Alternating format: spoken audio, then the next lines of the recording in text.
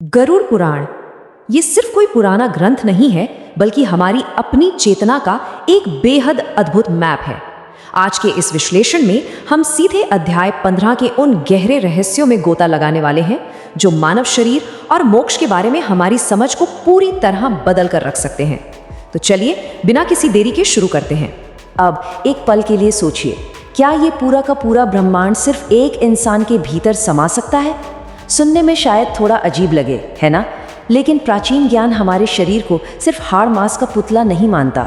ये इसे एक ऐसे बर्तन की तरह देखता है जिसमें पूरा का पूरा कॉस्मोस यानी ब्रह्मांड बसा हुआ है। सच कहूँ तो ये नज़रिया अस्तित्व को देखने का हमारा चश्मा ही बदल देता है। हमारी आज की इस यात्रा के 6 मुख्य पड़ाव होंगे। 1. पुण्यात्मा का जन्म, हमारा भौतिक आधार, ब्रह्मांडीय आध्यात्मिक शरीर, चक्रों की यात्रा, अजपाजप श्वास का रहस्य और अंत में भक्ति के माध्यम से मिलने वाला मोक्ष। तो सबसे पहले पड़ाव से शुरुआत करते हैं, एक पुण्यात्मा का जन्म।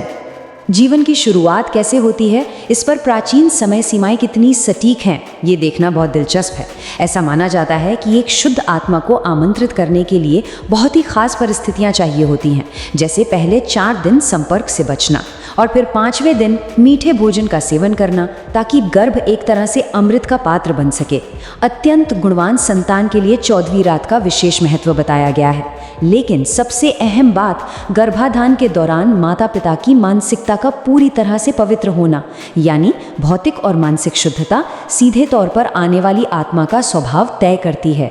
चलिए अब जन्म से थोड़ा आगे बढ़ते हैं और मानव के 2 शरीरों की बात करते हैं।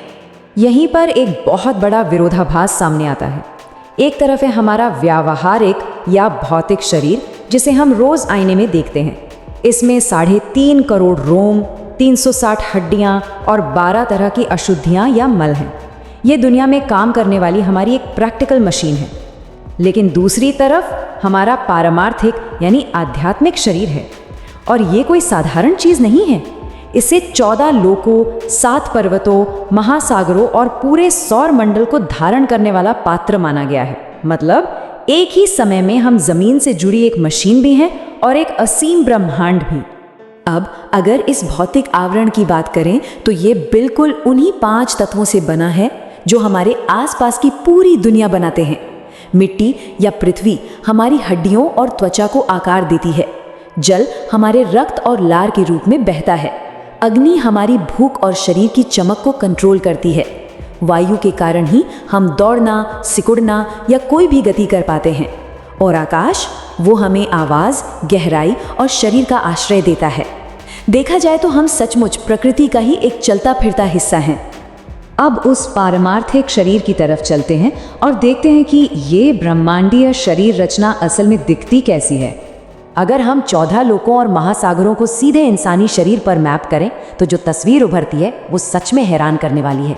ग्रंथों के अनुसार हमारी कमर में पाताल लोक बसा है, नाभि में भूर लोक यानी हमारी पृथ्वी है, और हृदय में स्वरलोक स्थित है।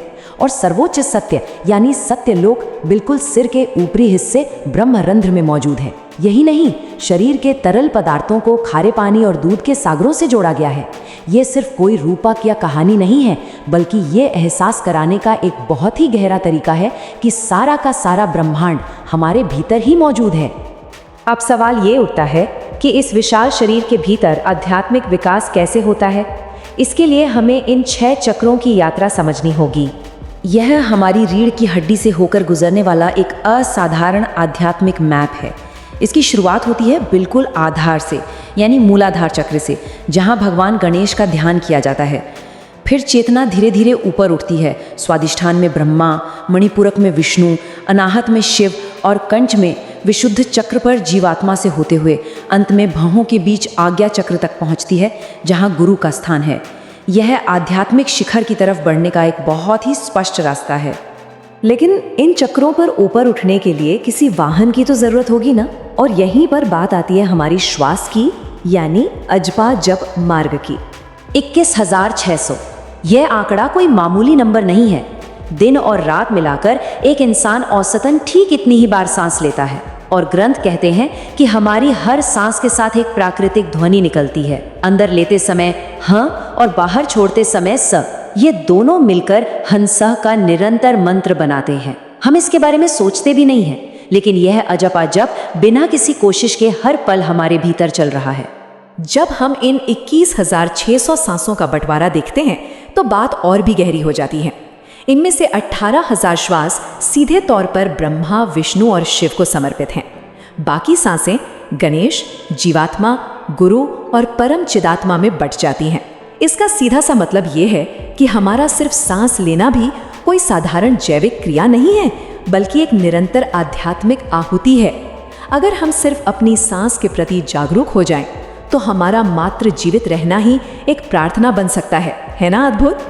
और अंत में चलिए इस पूरी चर्चा के सबसे अहम हिस्से पर चलते हैं, भक्ति योग के माध्यम से मिलने वाला मोक्ष।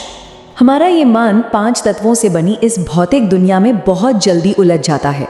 इसीलिए ग्रंथों में बिल्कुल स्पष्ट कहा गया है कि इस संसार चक्र में फंसे हुए लोगों के लिए भक्ति का मार्ग सबसे सही और सुलभ उपाय है। योग और कठिन तपस्याओं के मुकाबले सिर्फ सच्चे मन से की गई भक्ति ही वो रास्ता है जिससे जन्म और मृत्यु के दुखों से हमेशा के लिए छुटकारा पाया जा सकता है। ये सचमुच एक बहुत ही सुकून देने वाला और आशा से भरा संदेश है। तो ये पूरा विश्लेषण हमें एक बहुत ही गहरे सवाल पर लाकर खड़ा कर देता है। जैसे जैसे ये नश्वर भौतिक शरीर अपनी उम्र पूरी करेगा, क्या हमारा मन अपने भीतर छिपे उस असीम ब्रह्मांड को खोजने के लिए अंदर की ओर मुड़ेगा? इस विचार के साथ हम आज की इस चर्चा को यहीं रोकते हैं।